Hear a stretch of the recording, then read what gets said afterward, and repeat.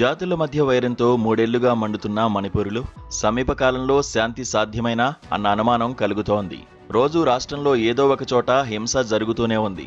దాడులు, గృహదహనాలు సాగుతూనే ఉన్నాయి. హింసను అరికట్టేందుకు ప్రయత్నిస్తున్న భద్రతా బలగాలను కొన్ని గ్రామాల వారు బెదిరిస్తున్నట్టుగా వార్తలు వస్తున్నాయి. మణిపూర్ పోలీసులు, Assam rifles, central reserve police వంటి బలగాల మీద అవిశ్వాసంతో వాటి ప్రవేశం మీద ఆంక్షలు విధిస్తున్నట్టుగా చెబుతున్నారు. మణిపూర్ కొండ ప్రాంతాల గ్రామాధికార చట్టం ప్రకారం శాంతి భద్రతల పరిరక్షణ, గ్రామాల రక్షణ ఆయా గ్రామాలదే కనుక వాటి అధికార యంత్రాంగం అనుమతి లేనిదే భద్రతా దళాలు గ్రామాల్లోకి ప్రవేశించకూడదన్నది సారాంశం. కుకీలను కేంద్ర ప్రభుత్వం తమపై ప్రచ్ఛన్న యుద్ధానికి వాడుకుంటోందని, భద్రతా దళాలు తమ పట్ల వివక్షతో వ్యవహరిస్తున్నాయని నాగాలు ఆరోపిస్తున్న విషయం తెలిసిందే. కుకీ, నాగా గ్రూపుల మధ్య సోమవారం ఉదయం జరిగిన కాల్పుల ఘటన కంటే ఆ తర్వాత ఇంఫాల్ ఆసుపత్రిలో రేగిన ఉద్రిక్తతలు మణిపూర్లో జాతుల మధ్య వైరం ఏ స్థాయిలో ఉన్నదో తెలియజెబుతోంది. తీవ్రంగా గాయపడిన 3 కుకీలకు ప్రాథమిక చికిత్స అందించి ఆ తర్వాత రిమ్స్ ఆసుపత్రికి తరలించేందుకు అధికారులు ప్రయత్నిస్తుండగా నాగాలు అడ్డుపడ్డారు. ఆ తర్వాత కేంద్ర బలగాల రక్షణ మధ్య వారిని ఆసుపత్రికి తరలించినప్పటికీ వందలాది మంది అక్కడికి చేరుకుని నిరసనలకు దిగారు. వారిని చెదరగొట్టేందుకు భద్రతా దళాలు పొగబాంబులు, టియర్ గ్యాస్ ప్రయోగించాల్సి వచ్చింది. ఆసుపత్రి ప్రాంగణంలోకి బలగాలు ప్రవేశించి దానిని ఒక యుద్ధభూమిలాగా మార్చివేశారని, అనేక గంటల పాటు రోగులు, వైద్య సిబ్బంది ప్రాణాలు గుప్పిట్లో పెట్టుకుని గడపాల్సి వచ్చిందని అక్కడి వైద్య సంఘం మంగళవారం విమర్శించింది.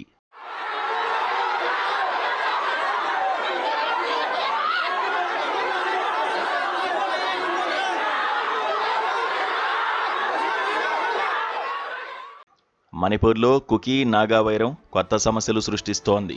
కుకీ మిలిటెంట్ గ్రూపులతో ఇప్పటివరకు కుదిరిన ఒప్పందాలన్నింటినీ కేంద్ర, రాష్ట్ర ప్రభుత్వాలు రద్దుపరిచి మిలిటెంట్లను ఏరివేయాలని నాగా సంస్థలు డిమాండ్ చేస్తున్నాయి.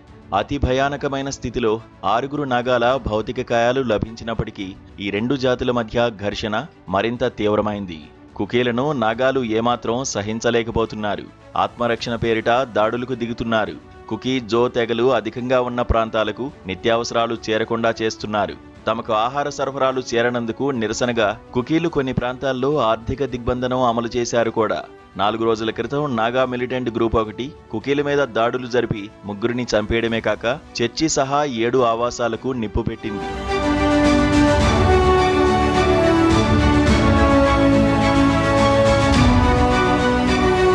మూడేళ్ల పాటు మీతీ, కుకీల మధ్య తీవ్ర హింస చూసిన రాష్ట్రం ఇప్పుడు నాగా, కుకీ హింసతో రగులుతోంది.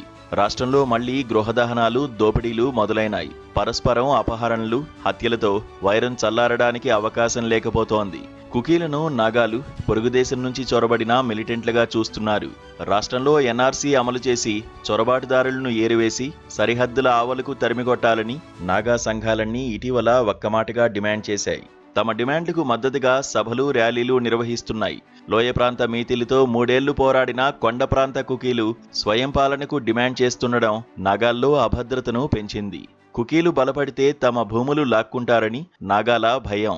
మీతీలతో ఘర్షణల సందర్భంగా కొండ ప్రాంతాలకు తరలిన కుకీలు నాగాలున్న ప్రాంతాల్లో స్థిరపడి అక్కడి వనరులను పంచుకోవడమే కాక వాటిపై పెత్తనం కోసం ప్రయత్నిస్తున్నట్టుగా ఓ ప్రచారం సాగుతోంది. 3 ఏళ్ల పాటు మీతీ, కుకీ వైరాన్ని పెంచి పోషించిన బీరేన్ సింగ్ను ఎట్టకేలకు తప్పించి 4 నెలల క్రితం మళ్లీ తమ ముఖ్యమంత్రినే బీజేపీ ప్రతిష్ఠించుకున్నప్పటికీ మణిపూర్ పరిస్థితుల్లో పెద్దగా మార్పు రాలేదు. మీతీల స్థానంలోకి నాగాలు రావడం వెనుక ఏ రాజకీయ ఎత్తుగడలున్నాయో తెలియదు కానీ ఈ సరిహద్దు రాష్ట్రం రగులుతూనే ఉంది. కుకీ, నాగా వైరానికి బలమైన చారిత్రక మూలాలున్న విషయాన్ని దృష్టిలో పెట్టుకుంటే మణిపూర్ మళ్లీ రాష్ట్రపతి పాలన వైపు అడుగులు వేస్తున్నట్లుగా కనిపిస్తోంది.